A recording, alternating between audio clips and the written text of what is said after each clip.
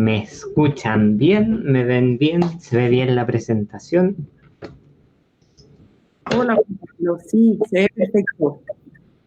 Qué bueno, qué bueno. Bueno, en honor al tiempo y a quienes llegaron a tiempo, vamos a empezar con esta segunda parte del taller que propuso Comunidad Feliz para los administradores, usuarios de esta plataforma. Ya que el día anterior hubo presentación, vamos a pasar de largo.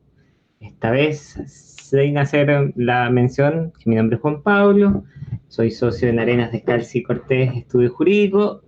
La clase anterior o el taller anterior habíamos hablado respecto de la forma o posibilidades que tenían los administradores de constituirse como empresa, particularmente en empresa en un día.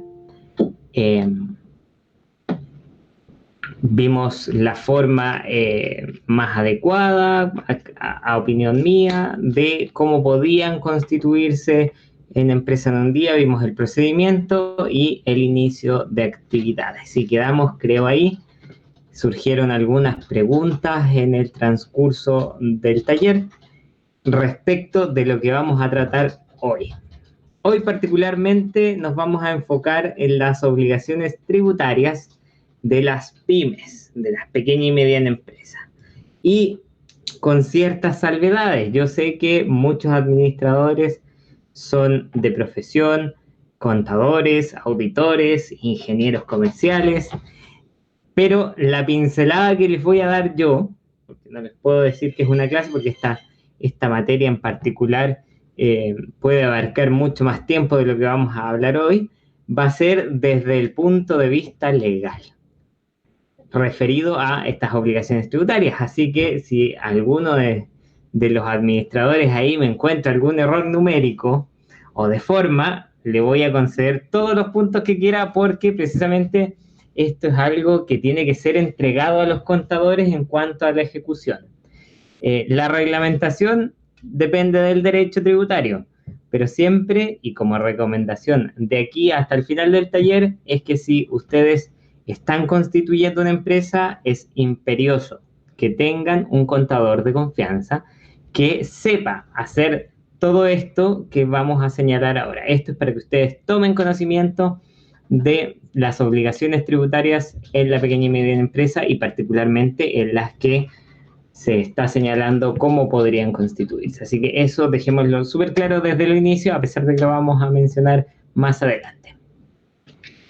Como veíamos la clase anterior, ya constituimos una empresa, obtuvimos RUT, iniciamos actividades y compramos el certificado digital. Vamos a hacer el supuesto que si lo han estado haciendo en estos días, ya lo hicieron, ya tienen. ¿Y ahora qué? Dentro de las obligaciones tributarias de una empresa, tenemos obviamente el inicio de actividades con la acreditación debida del domicilio y de la actividad, la obtención del certificado digital, que es esta firma electrónica simple para acreditar que nosotros como contribuyentes estamos actuando ante el Servicio de Impuestos Internos, y este inicio de actividades, como lo mencionamos en la clase anterior, debe ser realizado dentro de los 60 días siguientes y quedó pendiente, a la obtención del RUT. Y que además necesitamos nuestros clientes de nuestra empresa.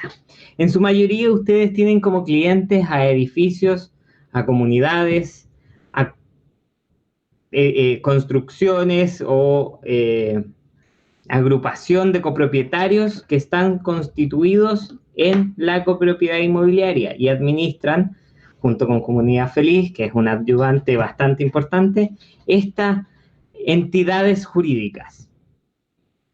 Además, hay entidades o contribuyentes que pueden ser clientes de primera o segunda categoría. Esto lo vamos a explicar más adelante, en qué consiste esta distribución entre contribuyentes, de primera categoría y contribuyentes de segunda categoría.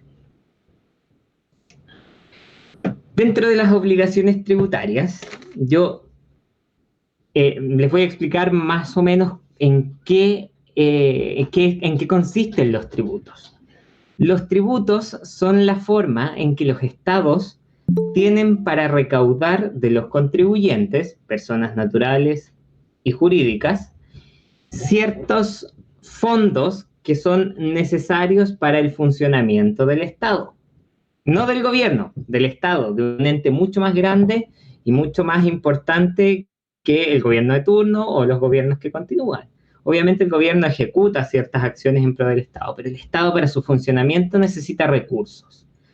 Y una de estas formas de recibir dinero es a través de la recaudación tributaria. Y para recaudar, ustedes entenderán de que a los contribuyentes de todo tipo se nos obliga a realizar determinadas obligaciones tributarias. No a todos les gusta pagar impuestos, bueno, no creo que a nadie le guste pagar impuestos, pero yo me acuerdo que un profesor en la universidad me decía que hay dos cosas ciertas en la vida. Una, que nos vamos a morir, y segundo, que vamos a pagar impuestos. Impuestos pagamos todos los días, desde el pan que se compra en la mañana, quienes pueden comprar en la mañana, desde el boleto de la micro, compras realizadas por internet, cuando se compran alcoholes, cigarros, comida, cuando se presta un servicio, se paga un servicio, la luz, el agua, el internet, todo tiene alguna relación directa o indirecta con el pago de impuestos, precisamente porque al ser la fuente principal o una de las más importantes de recaudación del Estado, por lo general los estados aprovechan todo tipo de operaciones relacionadas con impuestos y tributos. Dentro de los impuestos principales de las obligaciones tributarias principales, está el pago de impuestos. Pero además tenemos obligaciones accesorias que sirven al motivo principal, que es el pago. Y una de esas, o las más importantes que podemos reseñar aquí, son el inicio de actividades. ¿Para qué sirve el inicio de actividades? Para que el fisco, el Estado, se entere de que está funcionando una empresa o una persona, está realizando alguna actividad económica que requiera declaraciones y pagos de impuestos. La inscripción y obtención de RUT identifica al contribuyente dentro del sistema tributario. Cuando una persona nace, le asignan automáticamente un rol único nacional, que cuando la persona es sujeto o contribuyente, se transforma en RUT, en rol único tributario, cuando es una persona natural. Cuando a su vez se crea una persona jurídica, se le asigna un RUT, un rol único tributario. ¿Para qué? Para identificar dentro de toda esta gama de personas jurídicas naturales a este individuo en particular o este llamado contribuyente. La actualización de información es otra obligación tributaria accesoria que permite al fisco, al ente recaudador del Estado, obtener, valga la redundancia, la información actualizada de cada contribuyente. El domicilio, el correo electrónico, el representante legal, quienes conforman esta sociedad, quienes participan de las utilidades, etc. Y presentar las declaraciones juradas ante el propio Servicio de Impuestos Internos o ante el fisco. Las declaraciones juradas son, como bien lo dice el nombre, declaraciones de ciertos hechos que ocurrieron o que van a ocurrir en un determinado periodo. Por ejemplo, si yo compro un vehículo, yo tengo que hacer una declaración jurada, que por lo general la hacen las automotoras, donde yo estoy reconociendo que estoy comprando un vehículo y ahí estoy pagando un impuesto, el famoso impuesto verde. Esa declaración es obligatoria para quien adquiere el vehículo pagar ese impuesto, que viene precedida de esta famosa declaración jurada. Mes a mes, las empresas tienen que presentar declaraciones de pagos de retención y pago de impuestos, el famoso formulario 29. Y anualmente todos los contribuyentes deberían, digo, todos deberían, pero hay ciertas excepciones que no, declarar sus impuestos anuales a través de la declaración de renta. Hay personas que están exentas de declarar renta, sí, cuando sus ingresos no alcanzan un mínimo establecido, y otro tipo de personas que no vienen al caso mencionar para no alargarnos mucho más en las explicaciones que vienen a continuación. Estas obligaciones tributarias son la base y el fundamento de lo que vamos a ver posteriormente, que son principalmente cómo nosotros tenemos que relacionarnos como empresa junto con la sociedad toda, que le vamos a llamar Estado. ¿Por qué? Porque finalmente estos impuestos o declaraciones que se realizan van a contribuir a todo lo que el Estado entrega: salud, carreteras, funcionamiento de las instituciones, funcionamiento en general de la seguridad nacional, la seguridad pública, etcétera, funcionamiento del Congreso, de los tribunales de justicia, etcétera. Y querámoslo o no, dentro de las obligaciones tributarias todo llega al pago de impuestos. Hay además otros tipos de cargas tributarias, que son las patentes municipales, que las hablamos o las mencionamos en la oportunidad anterior, y están dirigidas a regular ciertas actividades económicas que ocurren dentro de las municipalidades o ciertas cargas tributarias municipales que son dirigidas a tiendas o negocios que funcionan dentro de una comuna. También existen patentes municipales industriales. Hay muchas comunas que su fondo municipal funciona a través de el pago importante de las patentes municipales. ¿Cómo se cobra una patente municipal? Que, dicho sea de paso, es una obligación para las empresas que se constituyen y que funcionan en una determinada comuna. Esto funciona a través de un pago anual que puede ser pagado semestralmente, que yo creo que el 80% de las personas pagan semestralmente sus patentes, a la municipalidad.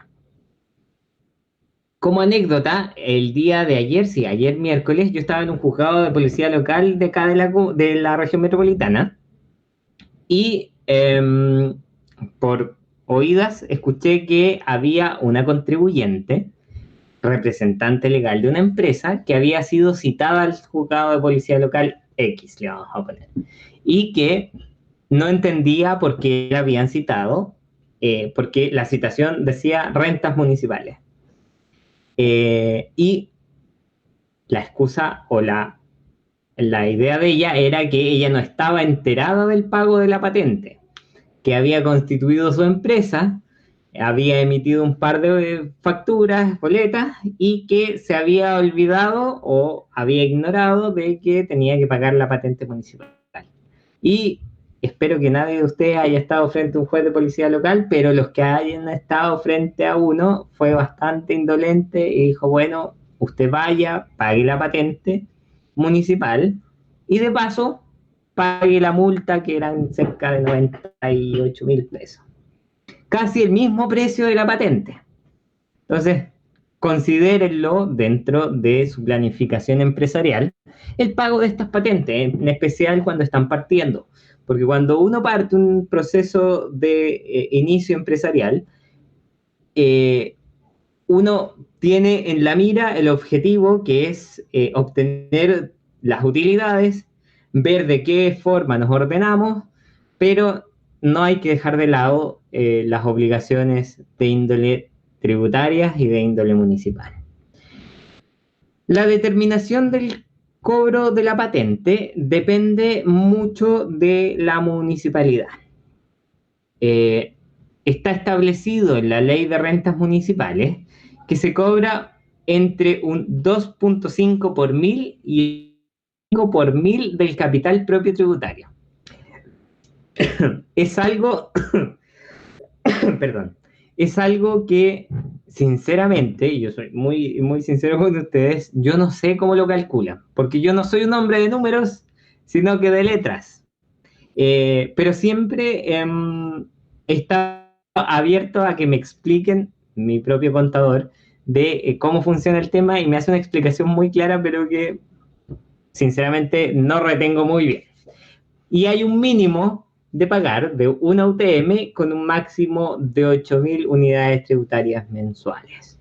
La UTM está como a 50 y algo mil pesos.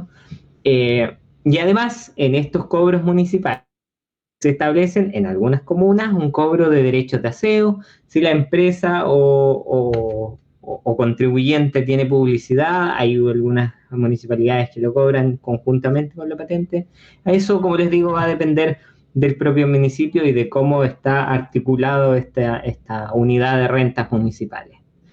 El trámite de la patente municipal depende mucho del funcionario, nuevamente municipal, que recibe estos antecedentes, pero por lo general piden la constitución de la empresa, los documentos que acrediten el poder, un comprobante de domicilio, el inicio de actividades. Si la empresa tiene un balance anual, piden el balance precisamente para determinar el capital propio tributario.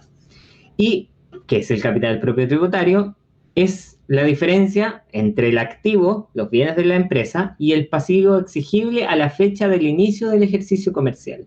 O sea, las obligaciones reales y efectivas que tiene la empresa. Por ejemplo, si es que tiene un crédito, si es que tiene alguna deuda demostrable, real y efectiva, no una deuda ficticia que pueden haber inventado con los socios, por ejemplo.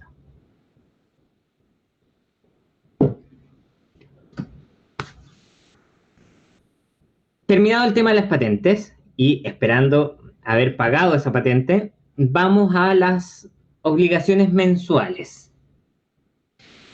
Dentro de lo que les había comentado en un inicio, el impuesto más común, más recurrente y más cotidiano que nosotros pagamos es el impuesto al valor agregado.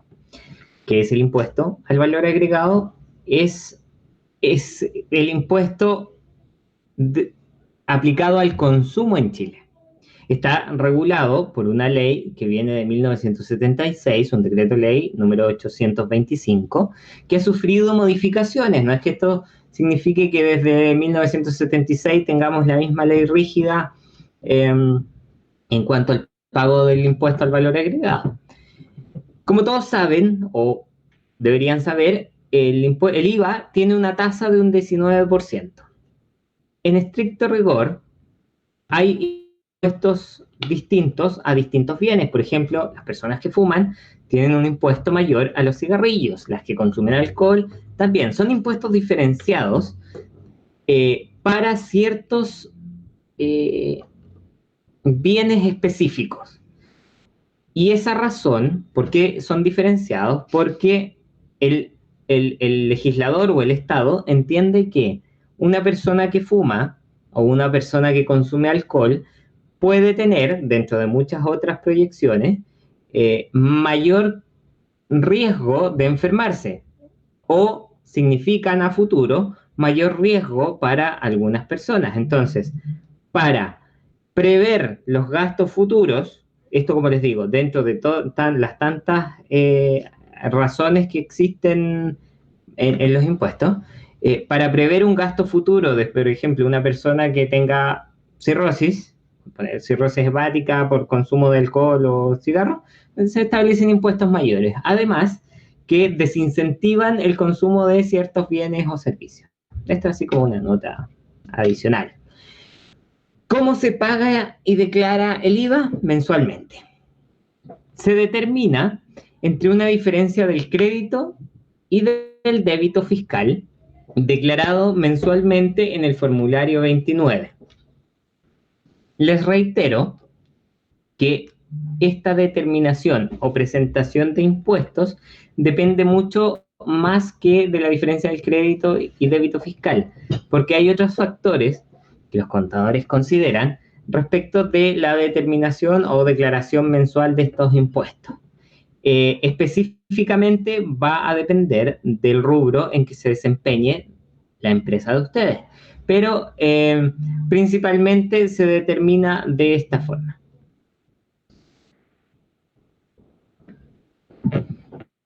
El crédito y el débito fiscal. El crédito fiscal es un monto aplicado sobre el precio de compra o adquisición de un producto o de la prestación de un servicio. En palabras simples, cuando yo compro un bien, por ejemplo, una bebida, yo estoy pagando un impuesto. Si en cambio, yo, por ejemplo, le compro todavía se llama Embotelladora Polar o Coca-Cola Company, ¿cómo es el nombre? Bueno, si yo le compro de Coca-Cola Company 100 bebidas, yo voy a estar pagando un impuesto, pero si yo me dedico a la venta de bebidas, cuando yo venda esa lata de bebida, voy a estar también recaudando un impuesto. Esa compensación del crédito, del IVA que yo pagué al comprar la lata y al venderla, es la determinación del crédito o débito fiscal que puede ser positivo o negativo. Esto aplica básicamente para que no exista dentro de la cadena productiva de el que produce, el que distribuye, el que vende y el que compra finalmente, no existan escapatorias ni doble pagos de impuestos al momento de realizar una declaración de impuestos. Aquí un ejemplo que debo reconocer me ayudó una contadora a realizar, porque como les dije anteriormente, los números no son lo mío. Si por ejemplo, Gigante Asiático S.p.A. compra una cantidad de libros a un valor bruto de 10.000 pesos, el IVA de producto de esa compra son 1.900 pesos y el valor total de pago son 11.900 pesos. Librería Lápiz Limitada le compra al Gigante Asiático este monto. Y Librería Lápiz Limitada le vende a una persona natural, último comprador, el libro a 30.000 pesos. Ahí tenemos que el precio de venta son 30.000 pesos y el IVA de esa venta fueron 5.900 pesos. Entonces, tenemos una determinación del impuesto de 3.800 pesos por la aplicación de la diferencia del crédito y del débito. Yo sé que muchos contadores, y espero que hayan contadores aquí, se van a estar tirando las mechas, porque esto es mucho más complejo de lo que yo les estoy explicando, pero como les dije con anterioridad, esto es una determinación sumamente particular. Diego Ducci nos pregunta, al ser un giro no afecto a IVA, en este rubro no se genera IVA débito, ¿o no? Efectivamente. Ya para el caso de los contadores, o sea, de las empresas de administración, hay una diferencia o distinción. No es que ustedes generen el servicio afecto a IVA, porque su servicio que prestan no está afecto a IVA. Es una actividad que está exenta del pago de IVA, al ser considerado un servicio. Y precisamente, la siguiente diapositiva, vamos a conversar respecto de las empresas de administración. Cuando uno tiene una empresa de administración, uno igualmente compra o adquiere ciertos bienes o servicios en el mercado para que como empresa de administración funcionen, que finalmente despliegan en la comunidad. Cuando, por ejemplo, ustedes compran papel o tinta con la empresa, mediante la empresa, ustedes generan un crédito del impuesto. Y este crédito del impuesto finalmente no lo pueden traspasar a la comunidad, precisamente porque la comunidad no es un agente retenedor de este impuesto.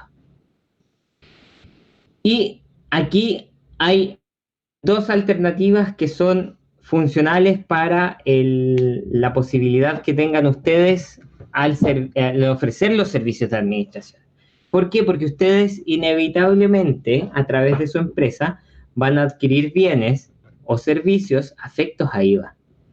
Yo aquí le puse dos ejemplos sencillos, que son el teléfono, el internet, y el papel y la tinta. Porque hasta el día de hoy todavía tienen que imprimir las colillas de gastos comunes, algunos documentos, etc. Y ese IVA no lo van a recuperar. Es que no tienen ventas afectas a primera categoría. Porque generalmente, como decíamos anteriormente,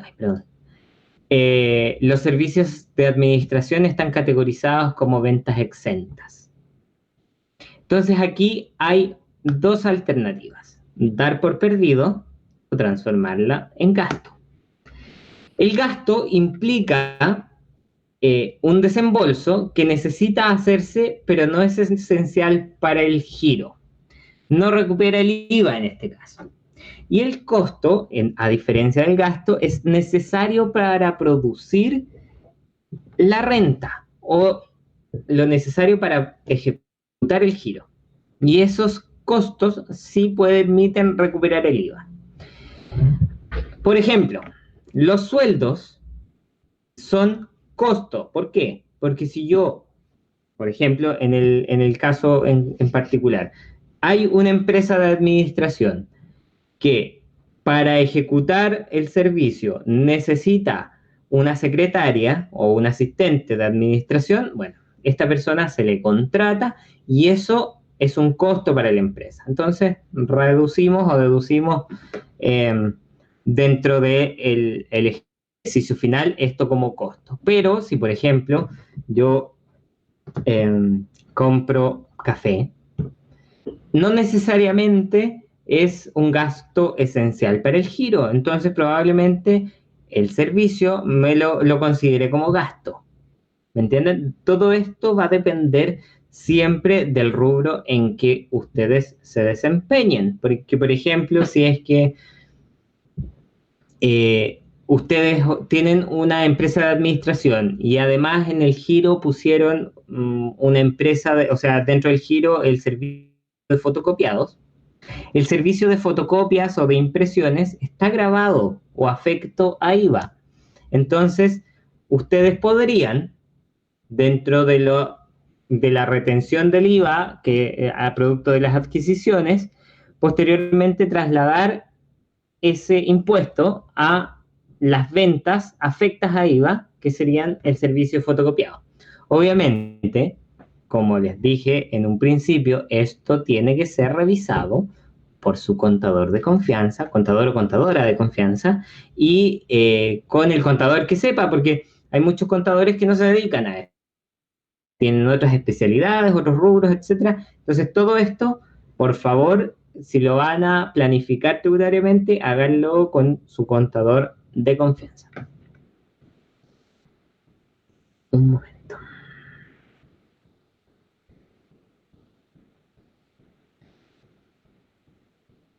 Bueno, ya teniendo el inicio de actividades, el certificado tributario, el certificado de impuestos internos de la firma electrónica, vamos a ver los dos documentos esencialmente importantes que pueden emitir las empresas.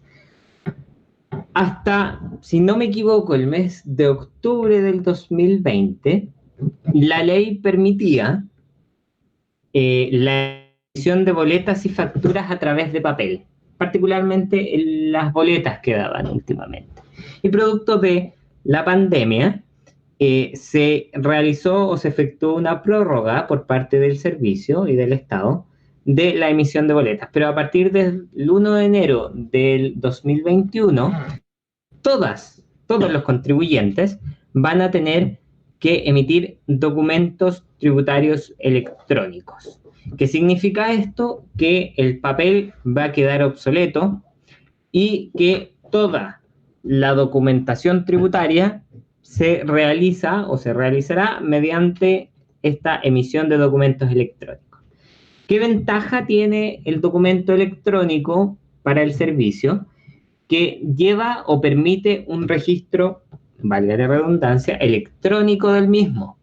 Cuando, por ejemplo, yo emito una boleta electrónica exenta o una factura electrónica exenta, eso se registra automáticamente en el sistema de contabilidad.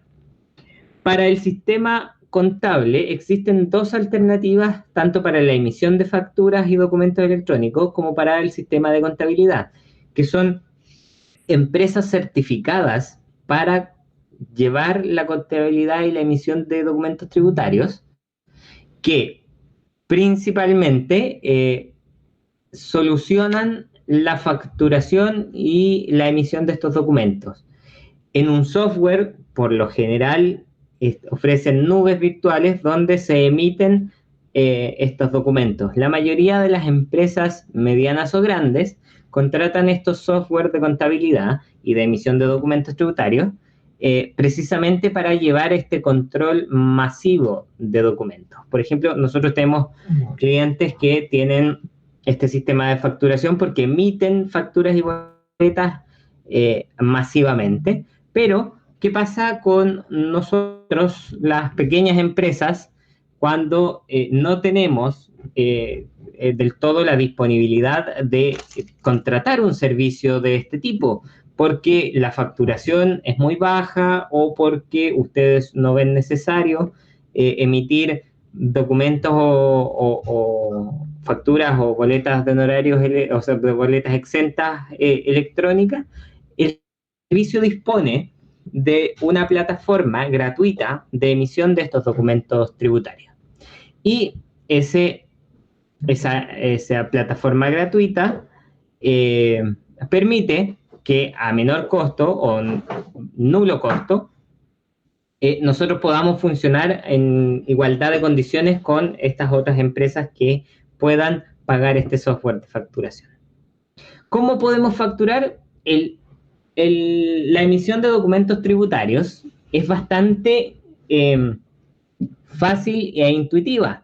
Aquí vamos a ver dónde está ubicado. Me imagino que todos tienen o han tenido acceso al portal del Servicio de Impuestos Internos. Si es que es así, muy bien. Si es que no, veamos quiénes no, pero igual lo vamos a explicar.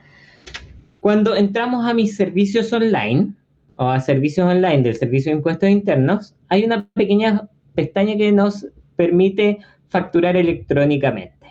Y como ven, a mano derecha de la presentación, espero que se logre leer algo. Yo estoy desde una pequeña pantalla, veo que se ve pequeño, pero se lee como facturación gratuito del Servicio de Impuestos Internos. Y más abajo, el sistema de facturación de mercado. Ahí particularmente uno inscribe o asocia ciertas empresas de facturación que ya habíamos hablado anteriormente. Si uno pincha el sistema de facturación gratuito, automáticamente se despliega la emisión, historial, administración, consulta y recepción de documentos tributarios electrónicos, pero particularmente, como estamos viendo el sistema de facturación gratuito, al emitir documentos tributarios electrónicos, o DTE, se nos abre un abanico de posibilidades. Facturas electrónicas, cuando habla de facturas electrónicas a secas, son facturas que están afectadas a IVA. Las facturas no afecta o exenta son aquellas que están exentas de IVA. Y luego otros documentos electrónicos como las notas de crédito débito, las guías de despacho, facturas de compra, notas de crédito, exportación, etc. Particularmente y principalmente las facturas exentas, si es que así el servicio lo considera a las empresas de administración, se emiten para las comunidades precisamente porque las comunidades no son un agente retenedor de impuestos. A pesar, bueno, yo no sé si hay alguien de Comunidad Feliz que pueda contestar. En alguna oportunidad yo vi que Comunidad Feliz establecían ciertas recomendaciones de declaraciones de impuestos que no revisé. O sea, no revisé cuál era el publicación que hicieron respecto del sistema de tributación de los edificios, pero a mi opinión está eso, que no son agentes retenedores. ¿Cómo emitir una boleta? Ya hablamos de la factura. Bueno, la factura llegamos hasta el paso de elegir la factura no afecta electrónica y luego se despliega una posibilidad de llenar los datos de la propia factura, que son, por ejemplo, a la persona a quien nosotros emitimos la factura, la persona jurídica, y los datos de la propia factura, el detalle, la descripción, el monto bruto o neto, o en este caso el monto exento, y se emiten. Cuando se emiten las facturas electrónicas, vamos a necesitar el certificado digital de impuestos internos que permite firmar el documento electrónico. Y posteriormente se remite al contribuyente receptor, quien tiene un plazo de 8 días para rechazar o aceptar este documento tributario electrónico, y si no lo rechaza en el plazo, se entiende aceptado por el receptor, lo que permite, entre otras cosas, realizar el cobro de la factura. Asimismo, quien recibe la factura electrónica tiene que aceptarla directamente en el sistema de facturación gratuito o en el sistema de facturación pagado, para confirmar la recepción de los bienes o servicios que recibió. En el caso de las boletas exentas o boletas electrónicas, el servicio últimamente, yo no recuerdo si fue desde el mes de mayo o junio, habilitó la posibilidad de que se emitieran boletas de ventas y servicios electrónicas. Ahora, cuando hablamos de boletas de ventas y servicios, sepárenla radicalmente de las boletas de honorario. ¿Por qué? Porque estas son ventas afectas a primera o exentas en cuanto a el impuesto a determinar. Las boletas de ventas y servicios electrónicas permiten que las empresas emitan boletas afectas o boletas exentas. De la misma forma, en servicios online nos vamos a boleta de ventas y servicios electrónicas y, al igual que la facturación, tenemos un sistema de emisión de boletas gratuitas y una emisión de boletas de mercado. Cuando la empresa emite una cantidad considerable de boletas de ventas y servicios electrónicos, siempre es más beneficioso para esta empresa tener un sistema de mercado porque la facilidad del sistema de mercado es mucho más rápido que la de impuestos internos. Pero si emiten, no sé, una boleta diaria o 2, 3 boletas diarias, el sistema del propio servicio no es malo. No es malo. Yo he visto cómo funciona y en realidad es bastante amigable porque permite inmediatamente descargar la boleta y tiene la ventaja de que tanto la factura electrónica como la boleta de ventas y servicios electrónicas se registra automáticamente en el libro de ventas de la empresa. Y bueno, dentro de las facilidades que está emitir documentos electrónicos, está la posibilidad de que todos estos movimientos de ventas y compras se registren automáticamente en el sistema contable electrónico. Bueno, si nos vamos a emisión de boletas electrónicas, tenemos la posibilidad de emitir boletas electrónicas. Acá está mal ubicado el cuadrito verde a mano derecha, porque el cuadrito verde era arriba, en emisión de boleta electrónica, pero seguramente se corrió. Seguramente este documento que les llegue a ustedes va a venir corregido. Y permite autentificarse en el sistema de emisión de boletas, como pueden ver aquí en la identificación de contribuyentes. ¿Y con qué clave vamos a entrar? Con el contribuyente autorizado ante el Servicio de Impuestos Internos para emitir boletas. Generalmente está el representante legal de la empresa, y quien tiene el certificado digital, pero sin perjuicio de eso se pueden emitir, además, autorizaciones para emitir boletas e inscribirse en el Servicio de Impuestos Internos. No con la clave de la empresa vamos a iniciar para el efecto de la boleta ni de la factura, porque es el contribuyente, persona natural, que compra el certificado digital, quien tiene que emitir esta boleta. Y como van a ver a la derecha abajo está la aplicación e-boleta, que permite ingresar el monto y emitir esta boleta exenta en el caso de ustedes, si es que son servicios exentos, o afecta, si es que tienen giro afecto a primera categoría. Y les permite también llenar de una manera más simple el RUT, el nombre, el domicilio y el correo electrónico del contribuyente receptor de esta boleta, para que después ustedes la puedan mandar por correo electrónico. La aplicación también les da, esta página web les da la posibilidad de enviarla mediante WhatsApp o descargarla para enviarla al cliente contribuyente. Como les digo, esta emisión de facturas y boletas electrónicas viene a reemplazar el uso del papel. Ecológicamente es una razón bastante buena. Para efectos de orden también es bastante buena, y para efectos de fiscalización del servicio también es bastante buena. Declaraciones mensuales y anuales de impuestos. Ya habíamos conversado más o menos, o había reseñado respecto de las declaraciones mensuales y anuales, y a qué se referencian estas declaraciones.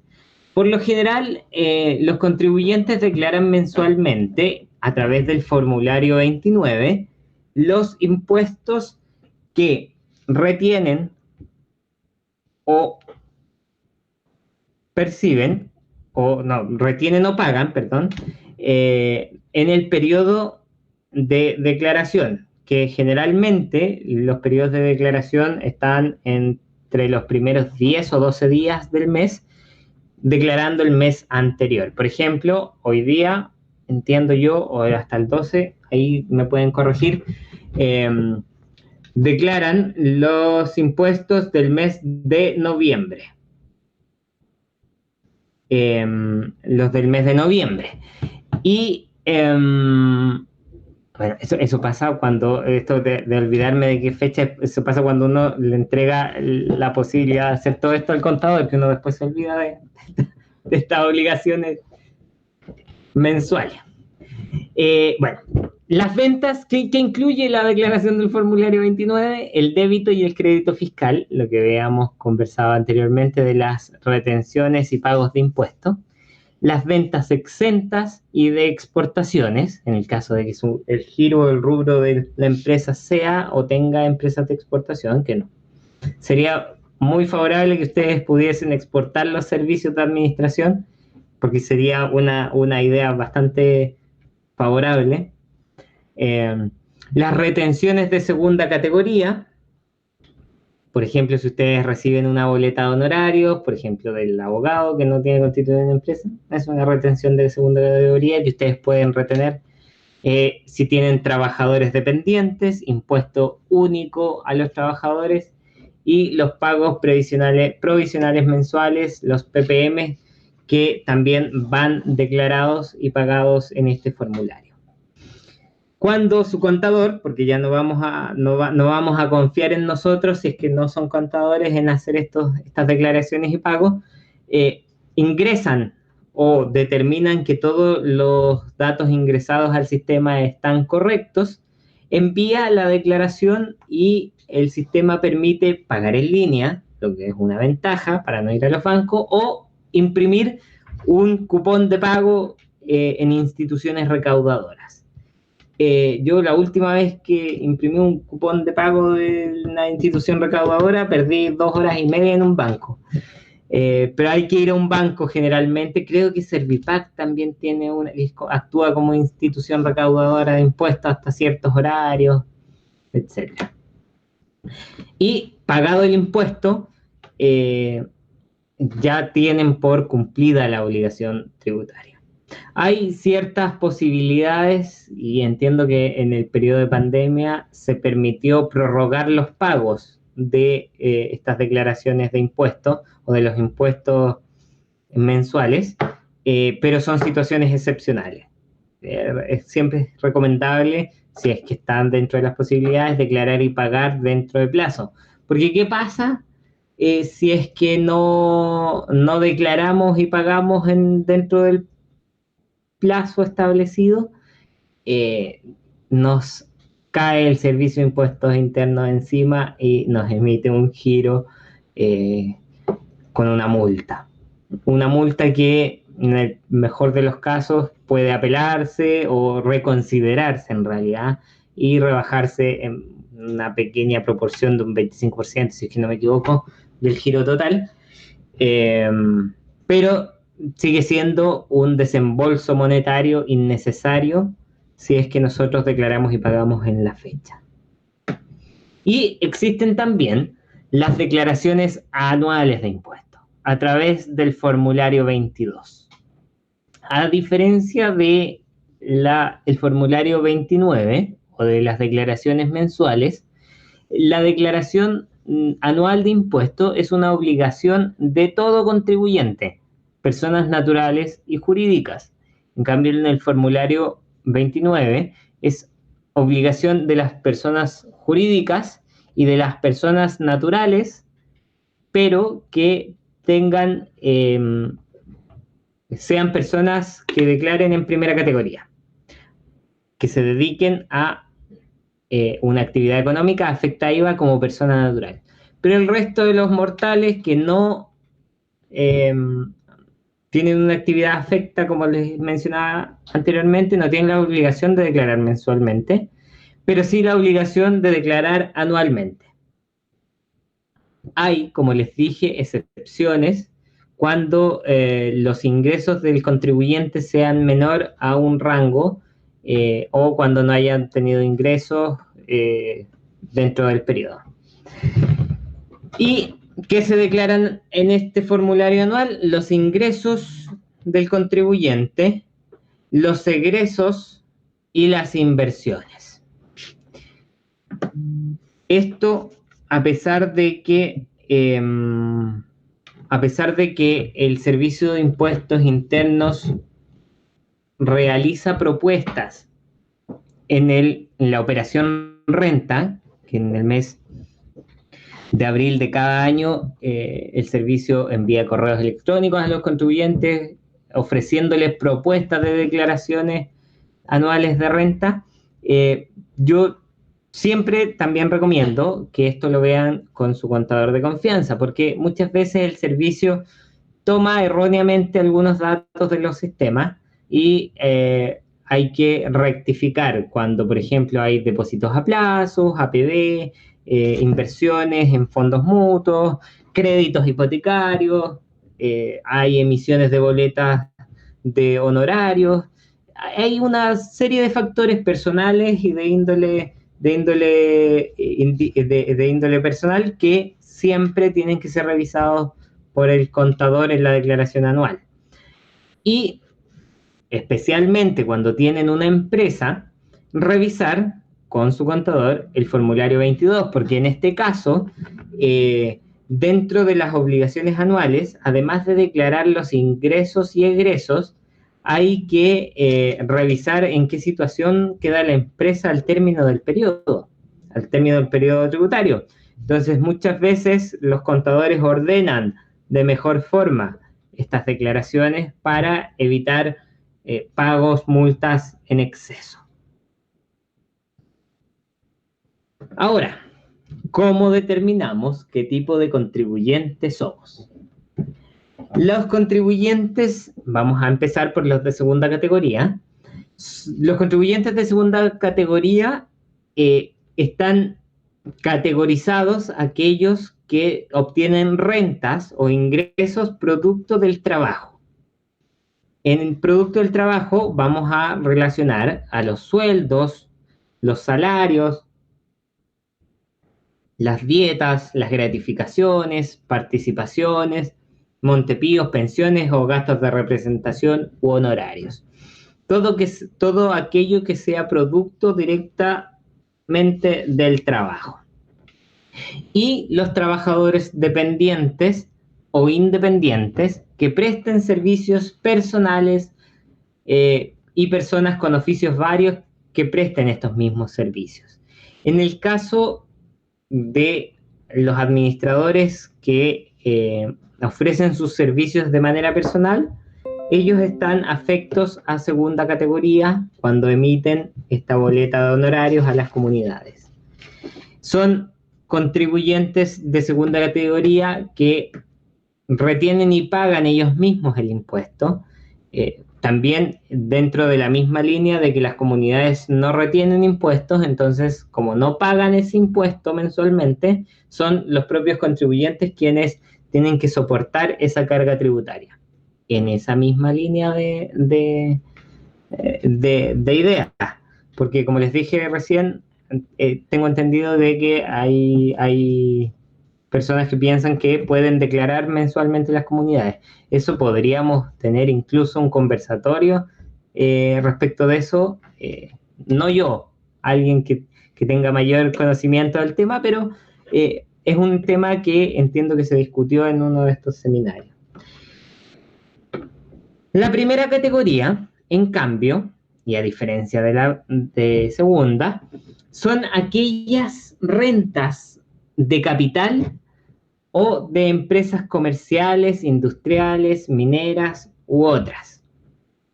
Y las personas jurídicas, salvo personas naturales que tengan giro comercial, lo que les mencionaba anteriormente. Personas naturales, no empresas, que tienen giros comerciales afectos a IVA. Bueno, eso por este lado. Ya, antes de pasar a este punto, hay algunas consultas que me gustaría leer. Dice Eduardo Castillo, pregunta, ¿la gasolina del transporte de la administración sería un costo o un gasto? ¿Hay que incluir un giro específico para descontar la gasolina?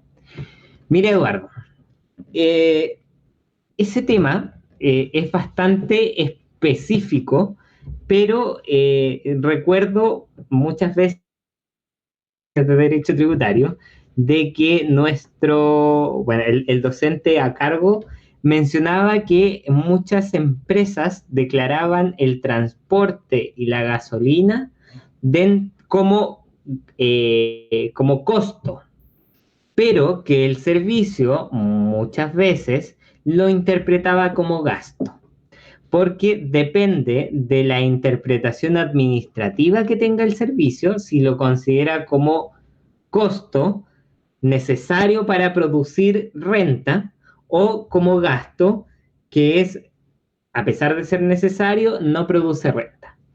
Pero sinceramente, Eduardo, no tengo la respuesta certera del tema, pero si usted me manda un correo, yo me comprometo a consultarle a mis contadores cuál es la interpretación administrativa que tiene el servicio respecto de la gasolina de transporte. Precisamente porque es un tema que cambia conforme a la interpretación administrativa del Servicio de Impuestos Internos, y eso depende muchas veces del director. Y mi administrador consulta, ¿cómo pago mi retención de boleta de honorario en el Servicio de Impuestos Internos? Cuando nosotros declaramos mensualmente en el formulario 29, si usted emite boletas de honorarios electrónicas, como debería ser, usted va a generar una retención de contribuyente Si usted ve en el estado de la declaración del formulario 22, está la retención de contribuyente y la retención de terceros. Cuando usted declara mensualmente en el formulario 22, se le va a desplegar una propuesta. Una propuesta de declaración. Por ejemplo, si usted emitió una boleta o dentro de las boletas de impuestos, una boleta por 1.000.000 de pesos, usted de ese 1.000.000 de pesos tiene que sacar el 10.75%. Y ese 10.75% declararlo y pagarlo. Estamos hablando de que sus honorarios brutos son 1.000.000 de pesos y recibe 892.500 pesos. Y esa diferencia entre el honorario bruto y el líquido es la que usted va a pagar en el formulario 29 mensualmente dentro del plazo. Dice, Eduardo, hay que pedir una pronunciación del servicio de impuesto interno respecto a si es costo o gasto, respecto a la pregunta de la gasolina. Entiendo que hay que considerarlo de alguna forma. Desconozco cuál es la manera adecuada de declararlo, porque como le decía Eduardo con anterioridad, es algo que ya se deja en manos de contadores. Y Diego dice, ¿qué pasa con el IVA crédito si mi único giro no produce IVA débito? En ese caso, Diego, usted tiene dos alternativas. Perder el IVA o ingresar un giro, como lo habíamos conversado anteriormente, que genere IVA débito. Ya. Respecto de una de las consultas que me pidió David que tratáramos, era de qué hacer ya constituido como empresa con los ingresos propios. ¿Me contrato o retiro utilidades? Esta pregunta principalmente tiene que ir dirigida a la planificación contable y tributaria que nosotros vamos a tener. ¿Por qué? Porque si la empresa que conformamos tiene ingresos suficientes como para contratar, la alternativa es la contratación. Pero si no, la alternativa es el retiro de utilidades. ¿Qué ventajas tiene la contratación? La autocontratación, me refiero. La autocontratación implica el sueldo del socio o del dueño, porque muchas veces las empresas cuando parten, no parten con 10 empleados o con 5 empleados. Somos prácticamente, incluye esta oficina, muchos, hay un dicho que se dice el circo pobre, que uno parte haciendo todo, desde moviendo papeles, tramitando causas en nuestro caso, efectuando movimientos, gestionando, haciendo la contabilidad muchas veces cuando hay conocimientos para ello, pagos, proveedores, etcétera.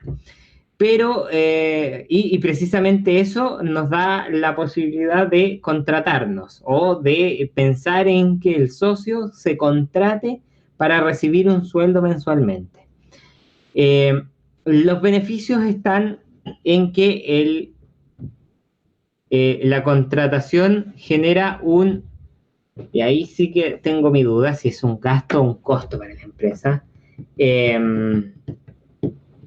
Denme un minuto porque tengo esa pequeña.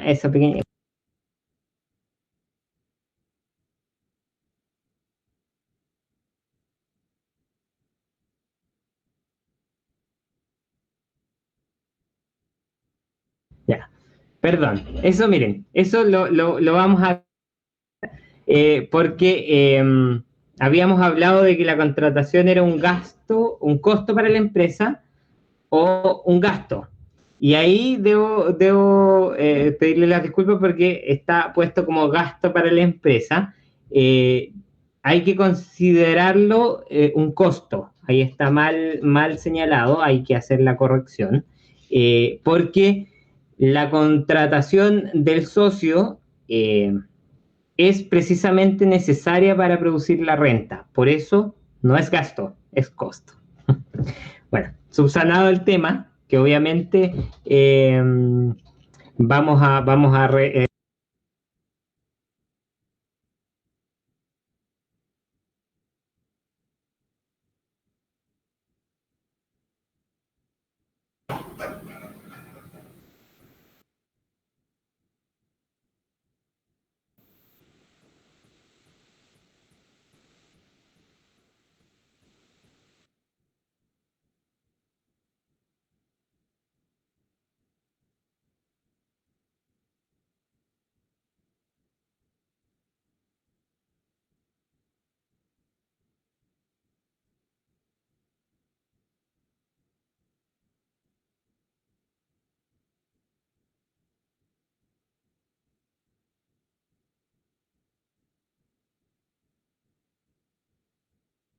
Ah, vuelvo, ahora sí me escuchan, perdón.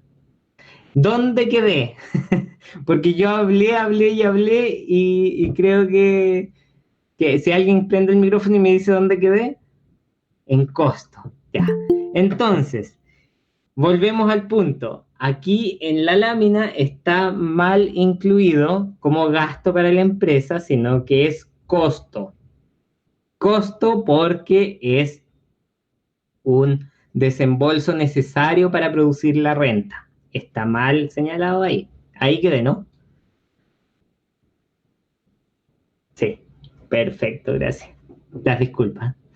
Eh, el pago de las cotizaciones previsionales es un beneficio para el socio que trabaja en la empresa, precisamente porque va a tener derecho a seguridad social y salud, que es un punto bastante importante hoy en día y a futuro.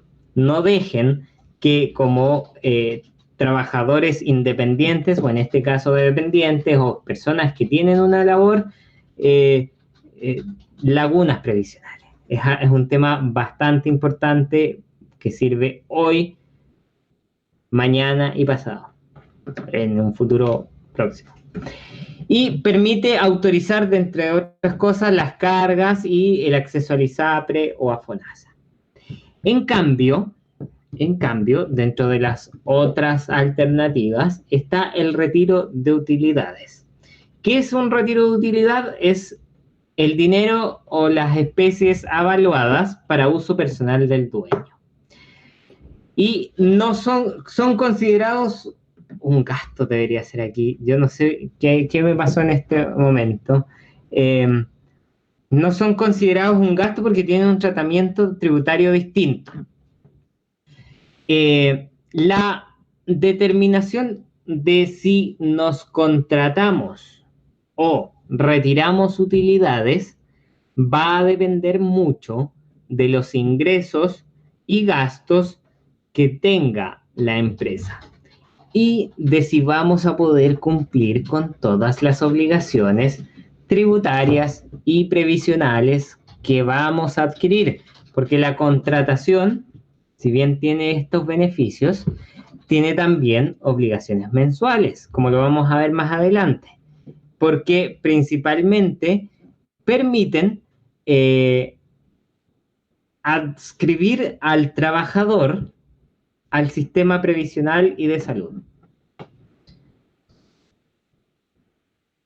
Por ejemplo, hay que siempre considerar cuando una persona se contrate ciertas cotizaciones obligatorias y voluntarias cuando la empresa contrata, ya sea a un socio o a una tercera persona, que del monto hay, ustedes bien saben, considerar el monto que se paga a una AFP, que es el 10%, más el porcentaje correspondiente a la propia comisión de la AFP.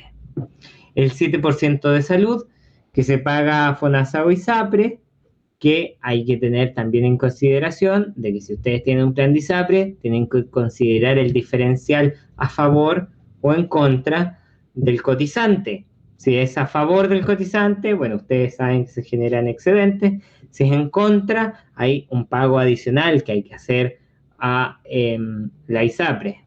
Y considerar el monto del IPS que está considerado dentro del 7% o a la caja de compensación si es que están adscritos a una. Además, considerar el seguro de invalidez y sobrevivencia, que igual se paga a través de las planillas de AFP, que consideran un 1.99, y el 0.93, que es el desde de los seguros de accidentes del trabajo, que se pagan a las mutualidades o al Instituto de Seguridad Laboral o al IST, que también sigue siendo un desde a considerar. Y, obviamente, el seguro de cesantía de la AFC. O las cotizaciones voluntarias consideradas dentro de de las cotizaciones que siempre hay que considerar, de si ustedes tienen o el trabajador tiene cuenta de ahorro voluntario o un ahorro previsional voluntario, que también está considerado dentro de estos pagos mensuales que hay que hacer si es que la persona se contrata. Ahora, respondiendo la anterior pregunta, si me contrato o retiro utilidades, como les dije, va a depender de su planificación mensual empresarial, de si tiene la posibilidad de conversar sentadamente con su contador y decirle, bueno, ¿la empresa da para contratarme como socio?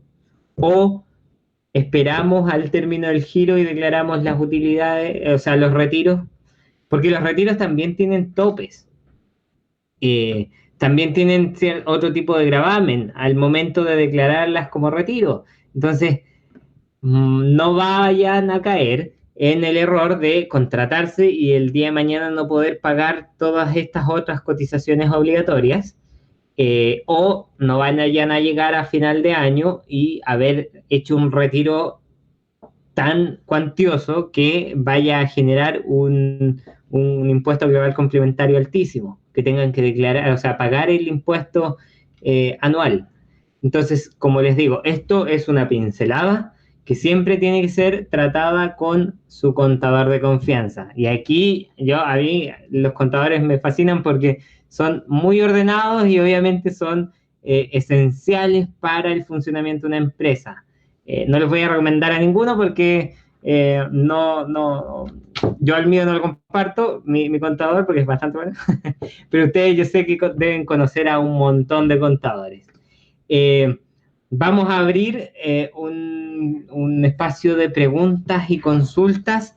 Les pido las disculpas si es que no las puedo responder todas, porque hay muchas preguntas que son específicas y enfocadas a contadores, pero sí me comprometo de que si no hay una respuesta de mi parte, consultarlas y enviárselas al correo electrónico, porque yo tampoco me aventuro en algo que no es mi especialidad, que son los tributos y las declaraciones mensuales o la planificación tributaria específica.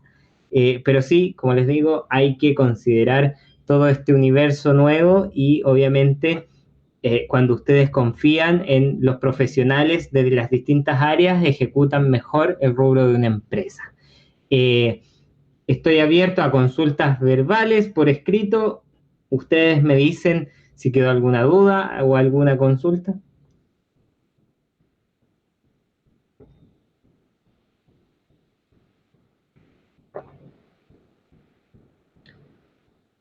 Juan Pablo, ¿a qué mail? Mi correo es jpcortés, de Juan Pablo Cortés, Cortés con S, @adyc.cl.